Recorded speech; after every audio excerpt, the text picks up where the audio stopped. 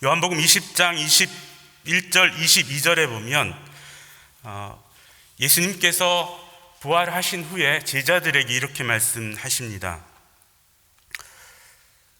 이 말씀을 하시고 그들을 향하여 숨을 내쉬며 이르시되 성령을 받으라. 너희가 누구 죄든 사하면 사해질 것이요 누구의 죄든지 그대로 두면 그대로 있으리라 하시니라. 부활하신 주님께서 제자들을 찾아오셔서 하신 첫 번째 일이 제자들에게 성령 받으라 라고 말씀하셨습니다. 예수님께로부터 성령 받은 이 제자들이 마가다락방에서 50일 동안을 서로 모여서 예수의 말씀을 배우게 됩니다. 그리고 그 말씀을 상고하게 됩니다. 50일이 지난 오늘, 바로 오늘 오순절인 오늘 예수님의 제자들이 예루살렘에 나아가서 복음의 말씀을 증거하니 성령이 예루살렘 성에 가득히 충만히 임하는 역사를 경험하게 됩니다. 방언을 말하게 되고 표적이 나타나고 수천 명이 회개하고 주님께로 돌아온 역사적인 날이 오늘 성령 강림절입니다. 오늘 같은 성령이 우리 가운데 임하신 줄로 믿습니다. 여러분 성령 받으셨습니까? 성경에 의하면 여러분들은 성령을 받으셨습니다. 특별히 여기 세례 받으신 분들은 성부와 성자와 성령의 이름으로 세례를 받으십니다. 그러니 여러분은 세례 받았다고 하면 의심할 나위 없이 이미 성령을 받으신 것입니다. 고린도전서 12장 3절 말씀에 보면 이런 말씀이 있습니다. 누구든지 하나님의 영어로 말하는 자는 누구든지 예수를 저주할 자라 하지 아니하고 또 성령으로 아니하고는 누구든지 예수를 주시라 할 수 없느니라. 분명하게 성령으로 안 하고는 누구든지 예수를 주라고 말할 수 없다라고 했습니다. 여러분은 예수님을 구주라고 고백하십니까? 아멘. 그러면 여러분은 성령 받은 사람입니다. 성령의 사람입니다. 물고기가 물속에 살 때 행복하듯이 성령의 충만한 그리스도인들은 하나님의 일을 할 때 가장 행복합니다. 오늘 성경에는 두 종류의 사람이 나옵니다. 요한복음 6장 1절에서부터 말씀을 좀 천천히 같이 보게 될 것인데, 요한복음 6장의 말씀에는 두 종류의 사람이 나오는데, 한 사람은 합리적이고 논리적으로 일하는 빌립이고요, 또 다른 한 사람은 비전과 열정으로 일하는 안드레입니다. 먼저 논리적이고 합리적인 빌립을 먼저 보겠습니다. 요한복음 6장 1절 2절에는 이렇게 시작합니다. 그 후에 예수께서 디베랴 갈릴리 바다 건너편으로 가심에 큰 무리가 따르니 이는 병자들에게 행하는 표적을 보았음이로라. 예수님께서 본 동네인 가버나움에서 많은 병자를 고치십니다. 그것이 소문이 납니다. 많은 사람이 듣고 고침받으러 오기도 하고 신비한 경험을 보러 오기도 하고 여러 사람들이 찾아오니 예수님께서 본 동네인 가버나움이 좁으니까 이렇게 멀리 떠나가서 넓은 들판이 있는 벳세다 들판으로 가십니다. 그리고 그곳의 산에 작은 언덕에 올라가십니다. 수많은 사람들이 왔어요. 마태복음에 보면 수많은 사람들이 와서 예수님께서 한 사람씩 고쳐주시기도 하고 말씀을 나누시기도 하다 보니까 저녁이 되었다 이렇게 되어 있습니다. 그런데도 여전히 많은 사람들이 그곳에 있으니까 예수님께서 이들을 보시고 불쌍히 여기셔서 오늘 요한복음 6장 5절에 빌립에게 이야기합니다. 어디 가서 이 사람들을 먹일 떡을 구할 수 있겠느냐라고 물어보십니다. 빌립은 굉장히 논리적인 사람이었습니다. 요한복음 1장 45절에 빌립이 예수님께 부름을 받고 나서 제일 먼저 전도한 사람이 누구냐 하면 그 당시에 가장 유명했던 학자, 아카데믹하고 논리적이고 합리적인 학자 나다나엘을 전도합니다. 나다나엘을 전도할 때 뭐라고 얘기하냐면 1장 45절에 보면 모세가 율법에 기록하였고 여러 선지자들이 기록한 그 일을 우리가 만났으니 요셉의 아들 나사렛 예수니라. 율법서에 관한 이야기도 하고 예언서에 나오는 증거도 이야기하고 예수님의 족보도 이야기하고 지명도 이야기하고 합리적으로 나다나엘을 설득합니다. 그래서 학자인 나다나엘이 그 이야기를 듣고 예수님께로 오는 논리적이고 합리적인 사람이 빌립입니다. 이 빌립이 일할 때도 논리적으로 일을 합니다. 예수님께서 이 사람들 어떻게 먹을까라고 물어보니까 빌립은 그 자리에 앉아서 먼저 계산합니다. 몇 명이나 될까? 세어보니 5,000명입니다. 한 사람당 4아사리온, 참새가 한 아사리온에 팔린다고 생각하면 4아사리온 정도면 한 끼가 되는데 4아사리온 곱하기 5,000 나누기 100 하니까 200데나리온 나왔어요. 그래서 예수님께 200데나리온 정도가 됩니다. 데나리온은 노동자 하루 품삯이니까 그냥 한 20만 원 정도, 200불 정도 계산하면 한 4만 불 정도가 필요한 겁니다. 생각해 보니까 예수님의 제자들에겐 그만한 돈이 없어요. 그렇다고 그 돈이 있다고 해도 지금 이 들판에서 가버나움 조그만 동네까지 가는 것도 어렵고 베세다 동네에 가서 떡을 살 그런 여유도 되지 않습니다. 그래서 예수님께 와서 이런 것들을 할 수 없다라고 이야기합니다. 합리적이고 논리적인 사람들이 어떤 일들에 대해서 할 수 없는 이유를 말할 때가 있습니다.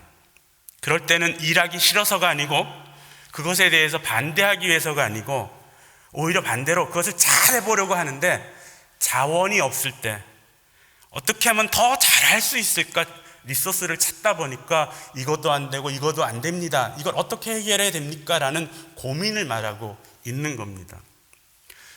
충분히 돈이 있다면, 충분히 먹을 것이 있다면 이런 거 따질 필요가 없는 거예요. 그냥 하면 되는 거예요. 그런데 논리적인 분들은 그럴 때가 아니라 정말 자원이 없고 리소스가 부족할 때 어떻게 하면 잘할까 하나씩 꼼꼼하게 따지게 됩니다. 반대로 안드레는 하나님의 일을 비전과 열정으로 하는 일꾼입니다. 아주 작은 가능성이 있어도 그거 붙잡고 정말 불도저처럼 밀고 가는 사람이죠. 안드레가 자기 형을 전도할 때 이야기가 요한복음 1장 41절에 나옵니다. 그가 먼저 자기 형제 시몬을 찾아 말하되 우리가 메시아를 만났다 하고 데리고, 이게 끝이에요. 가서 메시아를 만났어, 가자. 안드레는 뭐가 딱 가능성이 있으면 다짜고짜 시행하는 그런 사람입니다. 안드레가 함께 지금 예수님과 함께 빌립이 이야기하는 이야기를 듣습니다. 그리고는 바로 가서 뭔가 이 사람들을 먹일 수 있을 것을 찾아냅니다. 그러다 보니까 어떤 아이 하나가 보리떡 5개와 물고기 2마리를 가지고 있는 것을 보고 그 아이를 통째로 데리고 와서 예수님 앞에 데리고 옵니다. 여기 한 아이가 있는데 보리떡 5개와 물고기 2마리를 가졌습니다. 그런데 그 뒤에 말이 안드레가 일하는 방식입니다. 그런데 이게 얼마나 되겠습니까? 가능성을 보고 일하는 사람은 가능성을 보고 갔지만 현실이 그걸 받쳐주지 못하는 겁니다. 그래서 일은 시작했지만 현실이 못 받쳐주니까 이내 이것 가지고 되겠습니까? 하고 좌절하게 됩니다. 현실적인 지지가 없으면 꿈만 가지고 가능성만 가지고 시작하긴 하지만 열매가 많이 없게 된다는 것이죠. 이게 보통 사람들의 모습들입니다. 그래서 열정을 가지고 있든 아니면 부족한 자원이 부족해서 못한다고 하든 여기서 끝나는데, 여기에 이 부족한 곳에서 현실적인 꿈만 가지고 전혀 답이 없는 곳에서 5,000명을 먹이는 놀라운 일을 이 제자들이 해낸다라는 것입니다. 여기에 그 비결이 있습니다.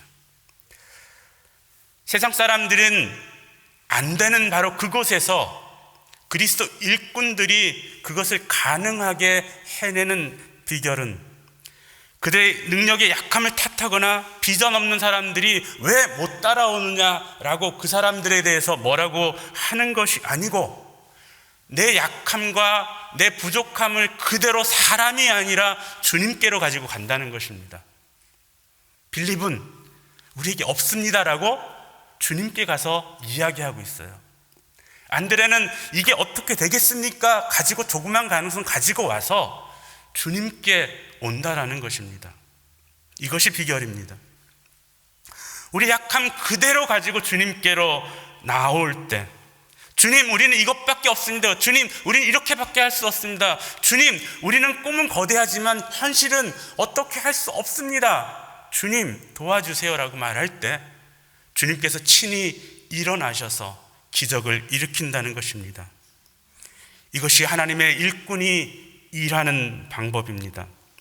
우리가 논리적이든 열정이 가득하든 하나님의 일을 할 때는 늘 우리의 자원이 부족합니다. 그럴 때 우리는 우리 없는 것을 탓하거나 우리의 열정이 없는 사람들에게 왜 너희는 꿈을 가지지 못하냐라고 말하기 전에 주님 앞에 겸손히 가지고 나가는 우리들이 되기를 주님의 이름으로 축복합니다. 그러면 우리는 약할지라도 주님의 능력으로 그것들을 이루신 줄로 믿습니다. 두 번째 비결은 주님께 가지고 나왔을 때 주님께서 축사하셨다, 이렇게 되어 있습니다. 우리는 이 성경 말씀을 오병이어의 기적이라고 늘 부릅니다. 성경에도 보면 오병이어의 기적이라고 되어 있지만 요한은 항상 이 성경 말씀을 쓸 때 예수님께서 축사하신 사건이라고 씁니다. 뒤에 가면 그 다음날 예수님께서 축사하신 그 다음날이라고 성경에 쓰여져 있습니다. 둘째 비결은 그런 상황에서 축복하고 기도하는 것입니다. 감사하며 기도하는 것입니다. 자원이 없는 집에는, 리소스가 없는 집에는 다툼이 많습니다. 무엇을 해보려고 해도 안 받쳐주니까 원망하게 됩니다. 원망은 불평이 되고 불평은 다툼이 됩니다. 예수님은 부족할 때 축복하시고 감사하시고 기도하셨습니다. 우리가 주님의 일을 할 때 우리는 늘 부족함을 경험하게 됩니다. 헌금이 좀 더 많으면 우리가 마음 놓고 일할 수 있습니다. 우리가 어떤 자원들이 충분하면 우리는 그것을 잘할 수 있습니다. 다툴 이유가 없습니다. 그럴 때 우리가 해야 될 일이 주님을 본받는 것입니다. 축복하고 감사하고 기도하는 것입니다. 섬길 수 있는 기회를 주셔서 감사하고, 나에겐 없지만 이것을 또 나에게 도와달라고 하는 사람이 있으니 감사하고, 하나님께 손 내민 사람을 축복하고 그 어려운 상황을 감사하며 기도하면 우리에겐 없지만 성령의 충만한 가운데 하나님께서 채워주시고 공급하는 것들로 일할 수 있게 될 줄로 믿습니다. 예수님께서는 축사하시고 제자들에게 사람들을 앉히고 빵을 나눠주라고 이야기합니다. 논리적으로는 말이 안 되는 이야기를 지금 예수님이 하시고 계시죠. 기도하는 사이에 예수님이 기도를 오래 하셔갖고 사람들이 다 자기 도시락을 갖다가 예수님 앞에 갖다 놔서 눈 뜨고 났더니 도시락이 많아진 건 아니에요. 기도하고 났더니 빵이 갑자기 집채만하게 커진 것도 아니에요. 예수님 감사 기도하고 끝나고 나서는 여전히 똑같아요. 보리떡 5개, 물고기 2마리, 아무것도 변한 게 없어요. 그런데 참 놀라운 건 안드레는 그 얘기를 듣고 가가지고 나눠주기 시작합니다. 나눠주고 또 나눠줘도 빵이 없어지지 않으니 빌립이 여기 옆에서 보고 있다가 쫓아가서 자기도 안드레 손에 받아서 나눠줍니다. 멀뚱멀뚱 보고 이게 무슨 일이야 라고 생각하고 있었던 제자들도 가서 다 달려붙어서 나눠줍니다. 나눠주고 또 나눠줘도 모자라지 않습니다. 5천 명이 다 먹을 때까지 계속 생겨나는 일을 보게 됩니다. 제자들은 이 놀라운 기적을 체험하면서 기뻐했습니다. 이것이 세 번째 비결입니다. 하나님의 이런 말씀에 순종하여서 아주 작은 리소스가 있을지라도, 작은 것을 밖에 없을지라도 그것 가지고 나누는 데서 시작됩니다. 작은 일이라도 허투루 하지 않고 정성을 다해서 순종하며 나누는 사람들이 하나님의 위대하고 놀라운 기적을 일으키는 일꾼이 되는 것입니다. 사랑하는 성도 여러분, 코비드-19 이후의 세계는 많이 어려워질 거라고 말합니다. 이럴 때 진짜로 하나님의 일을 하는 교회, 하나님의 일을 하는 일꾼이 나타나게 될 것입니다. 비록 우리 가운데 자원도 부족하고 현실적으로 이루어질 수 없는 꿈만 꾸는 상황이 있을지라도 우리가 말씀에 순종해서 아무리 작은 것일지라도 하나씩 나누면서 주님을 섬기듯이 섬긴다면 제자들이 맛봤던 놀라운 기적에 비교할 수 없는 놀라운 은혜와 축복과 기적을 우리가 경험할 줄로 믿습니다. 그런데 말입니다, 제가 말씀을 준비하면서 봤어요. 이런 이야기는요, 성경 말씀이 아니라 일반 기업가들도 해요. 일반 리더십을 가진 사람들도 어떻게 하면 열매 맺는 삶, 어떻게 하면 성공하는 삶을 살 것인가, 어떻게 하면 잘할 것인가, 이런 리더십에 관한 책에도 보면 똑같은 얘기 나옵니다. 능력이 없으면 당신보다 좀 더 능력 있는 사람에게 가서 부탁을 해라. 긍정적으로 생각하고 감사하다 보면 방법이 생긴다. 작은 일부터 소중히 하면 큰 일을 하게 될 것이다. 우리가 우리 자녀들에게 성공하는 법, 세상에 잘 사는 법, 이렇게 가르칩니다. 하나님을 일을 하는 사람들에게는 이것을 넘어서는 영적인 것이 있습니다. 하나님의 일을 하는 사람은 그의 성품이 무엇이든지, 그가 얼마나 논리적이든, 그가 얼마나 위대한 꿈을 꾸고 있든지, 그 반대로 아무것도 없고 아무 능력도 없든지 상관이 없다는 것입니다. 중요한 것은 자신의 능력이 아니라 성령의 능력으로 일하는 사람들이라는 것입니다. 예수님께서 제자들에게 성령 받으라라고 말씀하실 때 제자들은 그날로부터 성령으로 일을 하게 되었습니다. 그리고 성령으로 일하라고 하셨습니다. 성령이 충만히 이를 때까지 너희는 일하지 말고 여기서 머물러서 말씀을 배우고 기도하라 라고 말씀하십니다. 그리고 성령이 충만히 임한 오늘 그들이 나가서 말씀을 증거할 때 성령의 역사가 그들을 통해서 일어났습니다. 오늘 이 성경 말씀에 나오지 않는 또 다른 제자가 한 사람이 있습니다. 요한입니다. 요한은 이 성경에 나오지 않지만 이 성경 말씀을 기록한 사람입니다.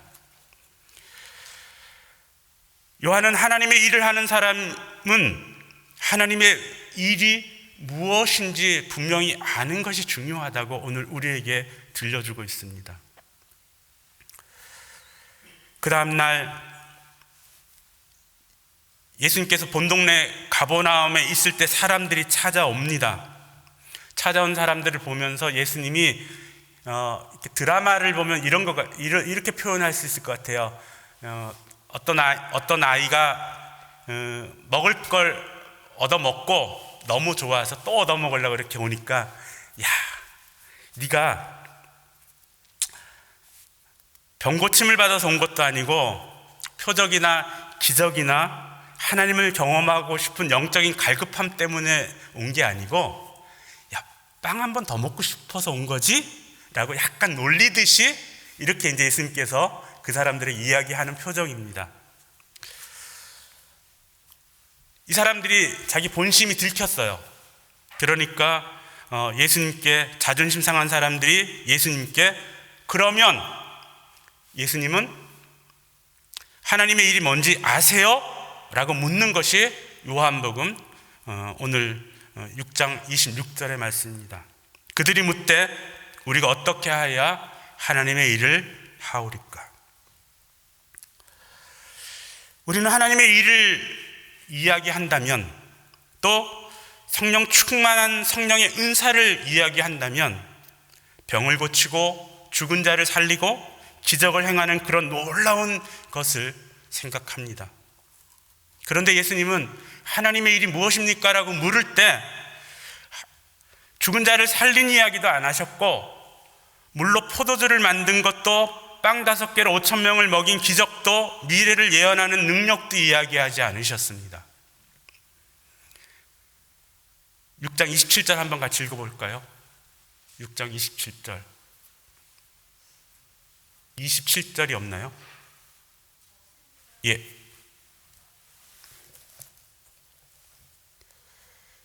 그럼 6장 29절 같이 한번 읽어보겠습니다.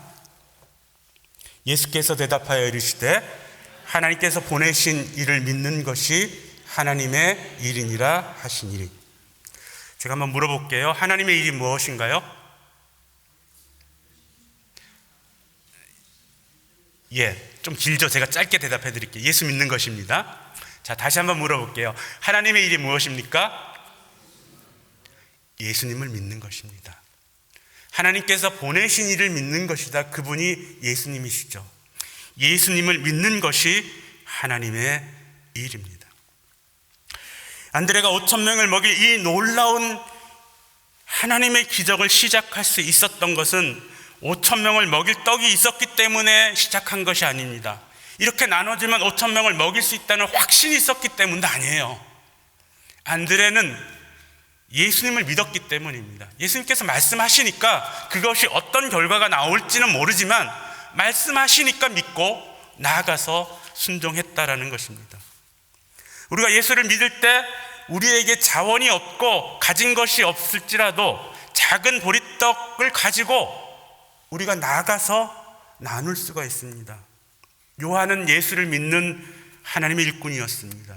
요한은 바로 이것을 우리에게 들려주고 있는 것입니다. 예수님을 믿었기에 기적과 표적을 보면서 먹어 배부린 빵에 관한 이야기를 잔뜩 쓴 게 아니고 마태복음 보면 이거 굉장히 자세하게 써요. 그런데 요한은 자세하게 안 써요. 아주 간단하게 써요. 그리고 그 안에 나타난 하나님을 여기서 증거하고 있는 것입니다. 제자 요한은 예수님께서 부어주신 성령을 힘입었고 예수님이 약속하신 성령의 충만함을 기다렸고 성령 충만함을 받아서 그때부터 성령으로 일하고 90까지 살고 끝까지 예수님의 어머니 마리아를 모시고 그렇게 행복하게 복음을 전하면서 여러분 사랑합시다. 사랑하면 다 돼요. 이러면서 일생을 마쳤던 행복한 예수님의 제자입니다. 사랑하는 성도 여러분, 여러분도 성령의 사람입니다. 성령의 사람은요, 하나님의 일을 할 때 가장 행복합니다. 그것이 예수를 믿는 것입니다. 여러분, 이 땅에서 겨우 구원받는 그런 사람들이 아닙니다. 베드로보다도 요한보다도 다윗보다도 모세보다도 더 위대하고 더 크게 하나님의 나라를 위해서 귀하게 쓰실 하나님의 위대한 일꾼이라는 것입니다. 옆에 사람 모세 그렇게 생겼어도요, 진짜로 멋진 하나님의 일꾼입니다. 여러분이 인정하든 안 하든 하나님께서는 여러분을 그렇게 인정하고 계십니다. 하나님의 일꾼은 예수를 믿을 때 하나님의 일을 합니다. 우리는 믿지 못해서 죄를 짓습니다. 오늘 성경 말씀 맨 뒤에 나오지만 70절, 71절에 보면 가룟 유다가 이런 많은 기적을 보고도 예수 믿는 얘기를 다 듣고 은혜를 체험하고서도 예수님 주님이 모금한 그 많은 헌금괴를 가지고서도 예수를 믿지 못해 역사에 부끄러운 이름으로 남았죠. 차마 제가 입에 담지 못하는 두 글자로 너희 중에 한 사람은 뭐뭐니라 라고 역사에 남습니다. 사랑하는 성도 여러분, 우리가 하나님의 일을 잘 하고 싶다면 예수를 잘 믿기 원합니다. 성령께서 우리 마음에 예수 믿을 마음을 주실 때 우리가 영접하면 됩니다. 예, 주님, 내 안에 오십시오. 내 삶을 주님 주장하여 주십시오. 내 생각, 내 행동, 내 미래 다 주님께 드립니다. 이것이 선입니다. 그리고 이렇게 하는 것이 바로 주님의 일을 하는 것입니다. 우리 중에 우리가 허물 많고 우리가 하는 일이 자꾸 어설프다고 생각하시는 분 계십니까? 내가 아니라 예수를 믿고 예수님 말씀대로 나아가기 원합니다. 그러면 하나님의 큰 일을 하게 될 것입니다.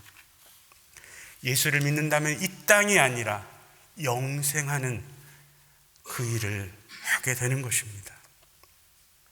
지금 우리 가운데 좀 화가 나는 것도 있고 불평스러운 것도 있습니까? 그건 우리가 뭘 하고 싶은데 너무 부족하기 때문입니다. 그건 우리가 어떤 걸 해도 우리 가운데 없는 것들입니다. 그런데 우리가 예수를 믿으면 우리는 다툼이 아니라 그 가운데 믿음으로 서로를 대할 수 있습니다. 예수님은 우리를 끝까지 믿어주셨습니다.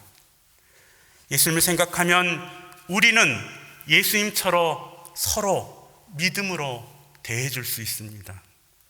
그러면 작은 것이라도 우리가 서로 감사하고 그것 가지고 시작할 때 우리가 상상할 수 없는 큰 일들을 이루게 될 줄로 믿습니다. 우리는 매일 의견이 다르고 생각이 다른 사람을 만납니다. 저희 집에서는 매일 싸우는데요, 조금 부끄럽지만 여러분도 비슷할 것 같아요. 화장실에서 변기 뚜껑을 내리고 물을 누르느냐, 물을 누르고 변기 뚜껑을 내리느냐, 이거 가지고 한평생 싸우고 있어요. 저는 저 나름대로 제가 하는 게 맞다 생각하고 또 저희 집안에 또 다른 분은 그분이 하는 게 맞다고 생각합니다. 그럴 때 우리는 예수를 믿으면 내가 이겨야지, 설득해야지 하기보다는 내가 설득당해야지. 그분이 나보다 나으니까, 나보다 기도 많이 하니까, 나보다 이걸 더 많이 생각했으니까 더 좋은 의도가 있을 거야. 사람 행동에는 항상 좋은 의도가 있어 라고 말할 수 있습니다. 그리고 죽고 사는 거 아니면 당신 뜻대로 하세요 라고 할 때 우리는 화평을 이루어갈 수 있는 것입니다.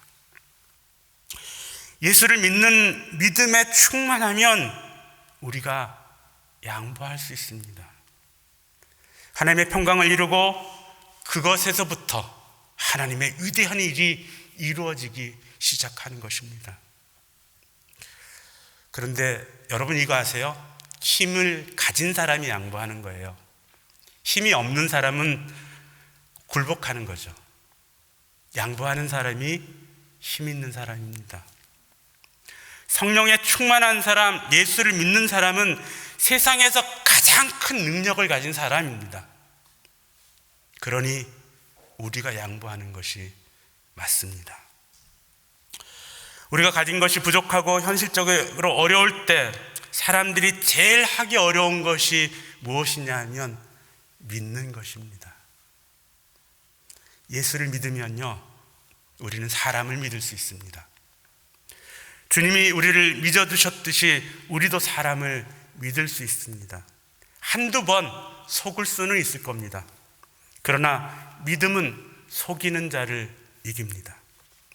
우리가 주님을 믿으면 속는 것 같으나 진실되고, 지는 것 같으나 이기고, 버림받는 것 같으나 구원받는 사람입니다. 믿으면 악이 선으로 바뀝니다. 믿으면 잠시 어려움을 겪을 수는 있지만 하나님의 영광과 승리가 믿는 자에게 반드시 주어지는 것입니다. 사랑하는 성도 여러분, 이렇게 한번 옆에 분들에게 이야기 한번 해봅시다. 믿는 것은 큰 자가 해주는 것입니다. 저는 큰 사람입니다.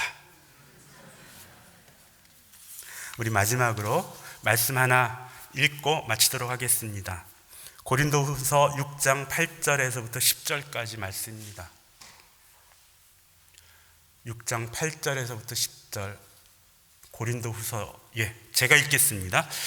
우리는 속이는 자 같으나 참되고 무명한 자 같으나 유명한 자요, 죽은 자 같으나 보라 우리가 살아있고, 징계를 받는 자 같으나 죽임을 당하지 아니하고, 근심하는 자 같으나 항상 기뻐하고, 가난한 자 같으나 많은 사람을 부요하게 하고, 아무것도 없는 자 같으나 이 모든 것을 가진 자로다. 아멘. 함께 기도하겠습니다. 오순절 거룩한 성령이여, 오늘 말씀을 듣고 예수님을 믿는 믿음의 능력으로 살고자 하는 주의 자녀들에게 성령의 충만함을 부어 주시옵소서. 오늘부터 없는 것을 불평하거나 부족한 환경에 좌절하지 않고, 사람들에 대해서 다른 마음이 생길 때마다 예수님께 부족함을 고하는 기도자가 되겠습니다. 모든 상황을 감사하고 축복하는 사람이 되겠습니다. 그래서 원수도 돕는 자로 바뀌고 걸림돌이 디딤돌로 바뀌는 축복이 이루어짐을 보게 하여 주시옵소서. 주님의 일이라면 아주 작은 일이라도 소중하게 여기겠습니다. 예수를 믿는 믿음으로 불신의 산을 옮기고 하나님을 행복하게 하는 아름다운 그리스도인, 성령 충만한 그리스도의 일꾼, 행복한 그리스도인이 모두 되게 하여 주시옵소서. 감사함으로 예물을 드립니다. 우리의 드리는 삶의 11조, 회개의 번제와 헌신의 소제와 화목의 감사 제물을 주님께서 받으시고 하늘의 복과 땅의 복을 부어주시되 일터에서 주시고 손으로 수고한 것들을 다 거둬들이는 축복을 주시고 거둔 것을 손을 펴서 나누는 축복을 주시옵소서. 소원의 예물을 드리는 자녀들에게 다니엘의 지혜와 요셉의 인맥과 다윗의 용기와 사무엘의 영성을 부어주셔서 이 세상에 이전에 한 번도 보지 못한 위대한 주님의 일꾼들이 다 되게 하여 주시옵소서. 예수님의 이름으로 축복하고 기도드립니다. 아멘.